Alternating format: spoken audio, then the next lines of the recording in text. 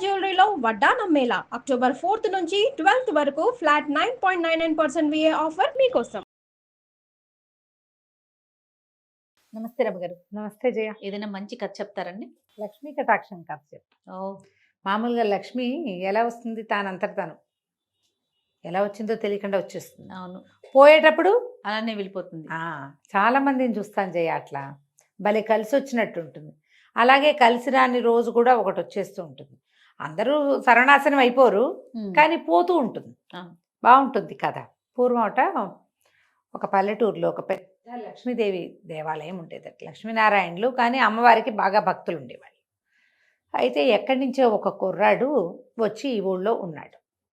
వాడికి పాపం అమ్మ నాన్న లేరు, ఎవరు లేరు. ఈ ఆలయాన్ని ఆశ్రయించుకుని ఉండేవాడు. రాఘవుడు వాడి పేరు, రాఘవయ్య అనేవాడు. వాడు గుళ్ళో అన్ని పనులు చేసేవాడు, గుళ్ళోనే తిని గుళ్ళోనే పడుకునేవాడు. అయ్యవారికి అమ్మవారికి, మరి లక్ష్మీదేవి వెంకటేశ్వర స్వామి నారాయణమూర్తి అంటే నైవేద్యాలు నూనెగా నెయ్యి వేసి బ్రహ్మాండంగా చేస్తారు. చక్కగా స్వామివారికి పెట్టిన నివేదనలే తింటూ ఊళ్ళో ఏదైనా వాళ్ళు ఎవరైనా పెద్దవాళ్ళు ఎవరైనా గుళ్ళోకి వస్తే మళ్ళీ వాళ్ళని రెక్కపుచ్చుకుని తీసుకుపోయి ఇంట్లో దగ్గర దిగబెట్టి రావటం, పిల్లలు ఏడుస్తుంటే వాళ్ళని ఆడించడం, ఏదైనా కబురు కాకరకాయ ఉంటే వెళ్ళి చెప్పి రావటం చేసి ఊళ్ళో వాళ్ళందరూ రాఘవయ్యని చక్కగా చూసుకునేవాళ్ళు. తనలో నాలుగలాగా ఉండేవాడు. ఓకే. అసలు గుళ్ళో అయితే అతను లేకుండా ఒక ఉత్సవం అవ్వదు, ఒక పండగ అవ్వదు, ఒక హడావిడి అవ్వదు. చాలా రోజులు జరిగింది. ఒక 27 సంవత్సరాలు వచ్చినాయి. చక్కగా ఎత్తరిగా పుష్టిగా మనిషి నున్నగా కళగా ఉండేవాడు. దేవాలయంలో ఉండటం వల్ల చక్కగా పొద్దున్నే స్నానం చేసి పటివర్ధనాలు తీర్చిదిద్దుకుని చక్కగా పంచ బట్టలు, చక్కగా మరి దేవాలయంలో బట్టలు అంటే ఎలా ఉంటాయి, తెల్లటి పంచ, నడుముకో ఉత్తరీయం, నుదుటికి నామాలు, చెవిలో ఒక తులసి దళం, పరమ లక్షణోపేతంగా ఉండేవాడు. సరే రోజులు గడుస్తుంటే ఒకనాడు తెల్లవారుజామున లక్ష్మీదేవి కల్లోకి వచ్చిందట.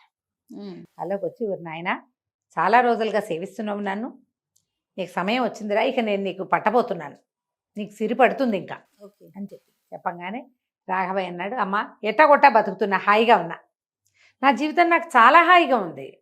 తెల్లవారు లేస్తే పూజా పునస్కారం, అభిషేకం, అర్చన, తోమాల సేవ నడుస్తోంది. శుభ్రంగా 3 పూట్ల ప్రసాదం నున్నగా అమరుతోంది. ఊళ్ళో వాళ్ళంతా ఆపేక్షగా ఉంటున్నారు. గుళ్ళో నా జరుగుబాటుకి ఎటువంటి లోపం లేదు. నువ్వు పట్టావద్దు, ఏమీ వద్దు, నన్ను వదిలిపెట్టేయమన్నాడు. అనేసరికి లక్ష్మీదేవి కోపం వచ్చింది. ఎవరెవరా, నేను పడతానంటే కాదంటావేమిట్రా, నువ్వు వద్దన్నా అవునన్నా నీకు సిరి పట్టక తప్పదు, నీకు సమయం ఆసన్నమైంది ఆనంగానే రాఘవయ్య అన్నట్ట, సరేలేవమ్మా, పడితే పట్టేవు, చూస్తాను, నిన్ను ఎట్టా తప్పించుకోవాలో నేను ఆలోచిస్తా, పోయేటప్పుడు మాత్రం ఎట్టపోతావో చెప్పిపోవమ్మా అన్నాడు.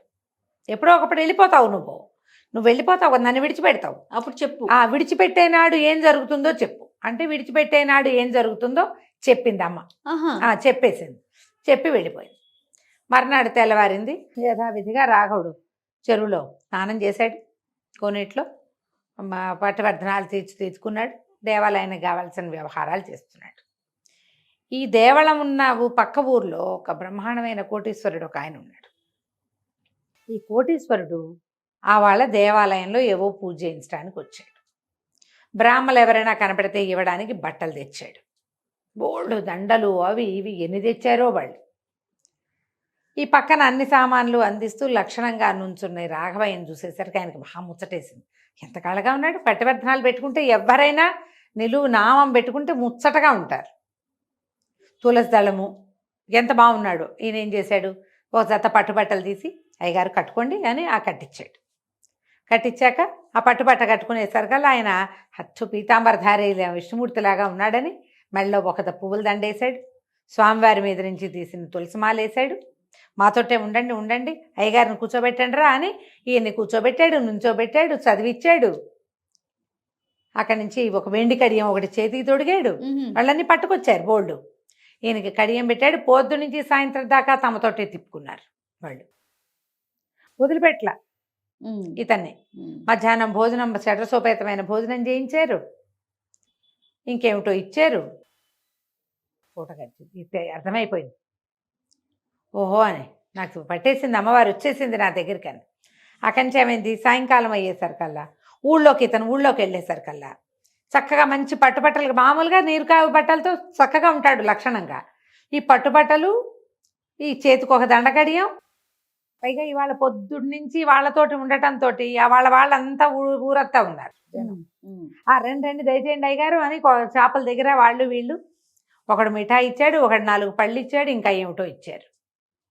అంత నోటో వేసుకునేవాడు. ఇప్పుడు ఇంతంత వచ్చినాయి.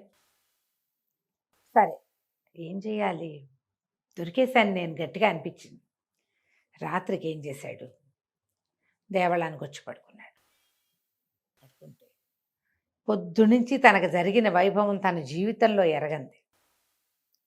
బాగా గట్టిగా వచ్చింది, ఏదైనా చేసేయాలి, చెడగొట్టేసుకోవాలి దీన్ని, ఇదంతా ఉంచుకోకూడదు, ఇవి మన్ని ప్రమాదాలు. లక్ష్మీదేవి వచ్చినప్పుడు బాగుంటుంది, పోయేటప్పుడు చాలా కష్టం, అతని ఉద్దేశం అది. ఓకే.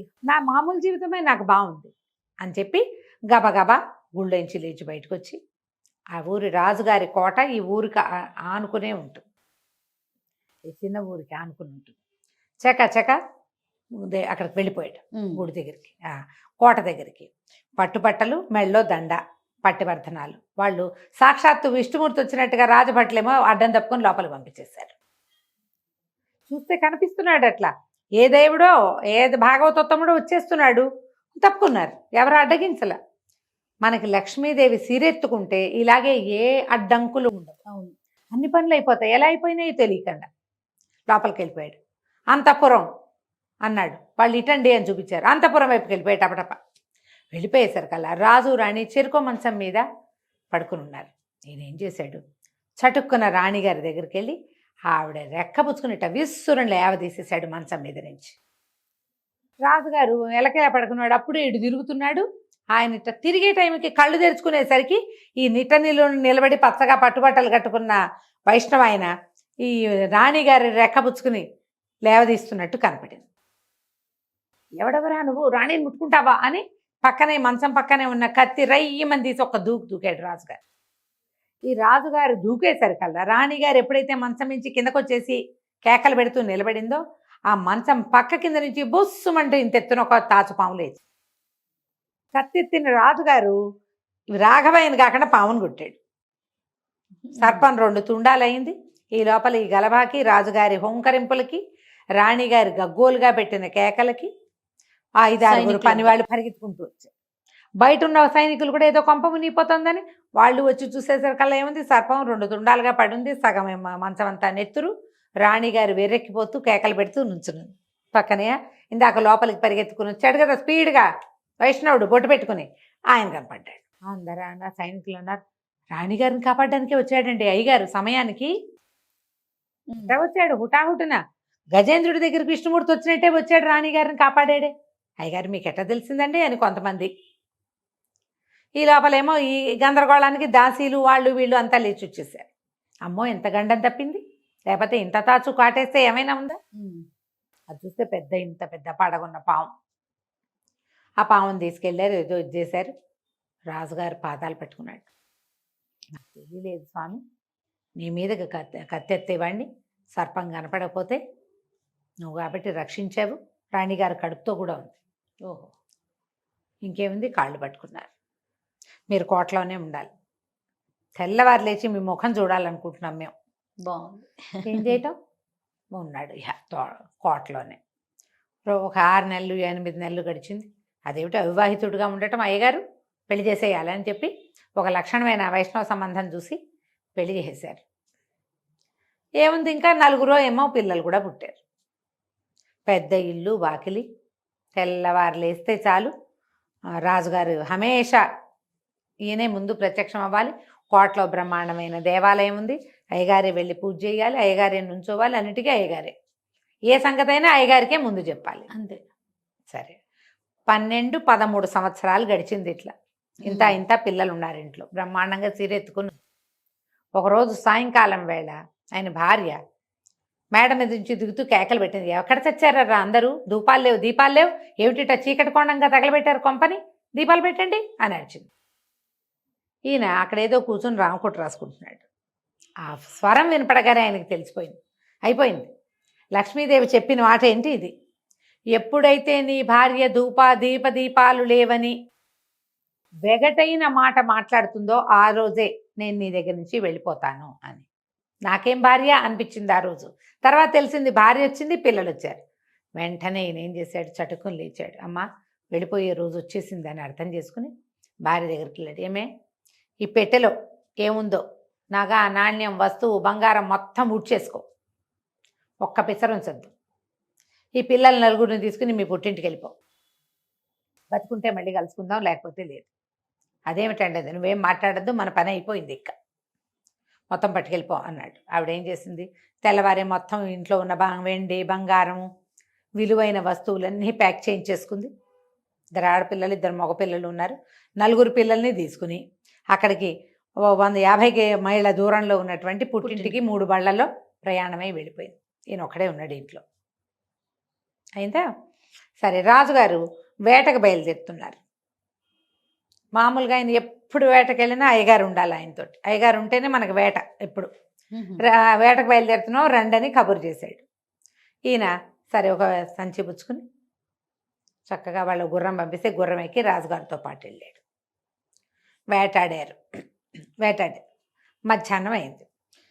మధ్యాహ్నం అయ్యేసరికల్లా రాజుగారు తల అదిరిపోతుందండి ఎండకి, ఎక్కడైనా చెట్టు నేడు చూసి పడుకుంటాను కాసేపు అన్నాడు. అటాగేనన్నారు. ఇంకా గుడారాలు అవి వేయల, పని వాళ్ళు గుడారాలు వేసే పనిలో ఉంటే ఈయన అన్నాడు, నా ఒళ్ళో తలబెట్టు పడుకోండి మహారాజా అంటే. సరే, అయ్యగారు మన తండ్రితో సమానం, చిన్నవాడే అయినా కూడా అట్లా అలవాటు అయ్యింది. ఏం చేశాడు, రాజుగారు కాళ్ళు చాపుకొని పడుకున్నాడు, అయ్యగారి ఒళ్ళో తలబెట్టుకున్నాడు. తలబెట్టుకుని పడుకుని నిద్రపోయాడు. ఇంతలో ఏమైంది, పైనుంచి చెట్టు మీద నుంచి ఒక పిట్ట కీమని అరుచుకుంటూ వెళ్ళి రెట్టేసింది. అది కరెక్ట్గా రాజుగారి మెడ మీద, ఆయన ఇట్లా పడుకున్నాడుగా, పడి ఈ ఒళ్ళో తలబెట్టుకున్నాడు కదా. ఈ రాఘవయ్యామనుకున్నాడు, మెడ మీద కాకిరెట్ట పడింది, తుడుద్దాం అనుకున్నాడు. ఏమీ కనపడలే ఆయనకి. కనపడకపోతే రాజుగారికి ఇట్లా నడుముకున్న దట్టిలో అంత చొరకత్తి ఉంది. అలాగా కత్తి తీశాడు. ఏముంది, కత్తితో ఇట్లా ఇలా తీస్తే వచ్చేస్తుంది కదా అని చెప్పి ఆ చొరకత్తి తీసి ఇట్లా అనబోయాడు. గుచ్చటం కాదు ఆయన ఉద్దేశం, అలాగా తీద్దామని. తీయాలంటే ఇంకో రకంగా రాదు, ముట్టుకుంటే రోత వాసన వస్తుంది కదా, అందుకని ఇలా అన్నాడు. ఎప్పుడైతే మెడ మీదకి కత్తి ఆనిందో రాజుగారు టక్కిని కళ్ళు తెరిచాడు. తన మెడ మీద చొరకత్తి పెడుతున్న అయ్యగారు కనపడ్డాడు. కేకలు పెట్టాడు, దుర్మార్గుడు, 12 సంవత్సరాల నుంచి వీడిని పోషిస్తుంటే నన్నే చంపడానికి చూశాడు, అరెస్ట్ చేయండి అన్నాడు. నోరు తెరిచి మాట్లాడడానికి ఏ అవకాశము లేదు. మొత్తం సైనికులందరూ ఆశ్చర్యపోయారు. అయ్యగారు ఇంత పని చేస్తాడా, ఎందుకు చేయడు, ఒళ్ళో రాజుగారు ఉన్నాడు, చేతిలో కత్తుంది కనపడుతోందిగా. అక్కడి నుంచి పట్టేశారు, పేడరెక్కలు విరిచి కట్టేశారు, తీసుకుపోయారు. రేపొద్దునే శిక్ష వెయ్యాలంటే శిక్ష వేయడానికి దీంట్లోకి రాజుగారి సభలోకి తీసుకురావాలి. పేడరెక్కలు విడిచికట్టి రాఘవయ్య పంతులు గారిని తీసుకొచ్చి నుంచోబెట్టారు. ఈ నేరం చేశారా అని ప్రశ్నించారు. ఆయన ఇట్లా అన్నాడు. అవును అనగానే రాజుగారు అన్నాడు, ఎలాంటి వాళ్ళకైనా ఆఖరి కోరికలు తీరుస్తాం, ఎలాంటి వాడికైనా. ఇన్నేళ్లుగా ఇంత శ్రద్ధగా సేవించాడు ఈయన, మనతోటే ఉన్నాడు. మీ ఆఖరి కోరిక ఏంటంటే, మా ఇంట్లో ఇనపెట్టెలో ఒక చందుకాయ పెట్టుంది, ఆ చందుకాయ పెట్టి తీసుకురండి. ఆ పెట్టెలో ఉన్న వస్తువు నా యొక్క ఆస్తి, దాని కంటితో చూసి చచ్చిపోతా అనగానే సరే వీళ్ళ ఇంటికి వెళ్ళండి రా అన్నారు. వాళ్ళ ఇంటికి వెళ్తే ఉంది, భార్య ఏది లేదు, ఆవిడ ఎప్పుడో వెళ్ళిపోయింది, పిల్లల్ని తీసుకుని. ఏమీ లేవు అక్కడ, పాత ఇనపెట్టుంది ఆ ఇంట్లో. ఇనపెట్టె ఓపెన్ చేశారు, అందులో చిన్న సందుకాయ పెట్టు. ఆ పెట్టె తీసుకొచ్చారు. పెట్టె తీసుకొస్తే పెట్టె ఓపెన్ చేస్తే అందులో ఏమున్నాయి, ఒక జత నీరు కావి బట్టలు, ఆయనది ఒక ముక్కు పొడులు లాంటిది, ఏదో డబ్బా లాంటిది చిన్నది. ఇవేమిటండి అన్నాడు. ఇదే నాయన నా జీవితం, నా జీవితం దీంతోటే ఉండేది. ఈ బట్టలతో ఉన్నన్నాళ్ళు నేను హాయిగానే ఉన్నాను. లక్ష్మీదేవి వరించి ఈ బట్టలు నా నుంచి తీసేసి ఇవేమిటో కట్టపెట్టింది, అక్కడి నుంచి నా జీవితం ఇలా అయిపోయింది అనగానే రాజు పాపం బాధేసింది. ఏం చేస్తారండి అన్నాడు. మీరు వదిలేస్తే నా బట్టలతో నేను వెళ్ళిపోతాను, నాకేం అక్కర్లేదు అన్నాడు. రాజుగారు సరే ఇది ఒక ప్రథమ తప్పిదంగా భావించి వెళ్ళిపోండి. ఆయన తన నీరు కావి బట్టలు జతని సంకలో పెట్టుకుని నమస్కారం అని చెప్పి వెళ్ళిపోయాడు. ఇక భార్య లేదు, పిల్లలు లేదు. మళ్ళీ వెళ్ళిపోయి ఏ దేవాలయాన్నో, ఎందుకంటే భార్య పిల్లలు ఈయన సంపద తెలుసు వాళ్ళకి. అవును, ఈ అన్నీ పోగొట్టుకున్న మనిషితోటి వాళ్ళు ఏముంటారు, ఉండరు. వాళ్ళ దారిన వాళ్ళు ఉంటే హాయిగా ఉంటారు. ఆయన దారిన ఆయన వెళ్ళిపోయాడు. లక్ష్మీదేవి వస్తే ఇలా వస్తుంది, పోతే అలా వెళ్ళిపోతుంది. అంతే. కథ కంచికి మన ఇంటికి. చాలా బాగుంది రమ్య గారు. నమస్తే. నమస్తే.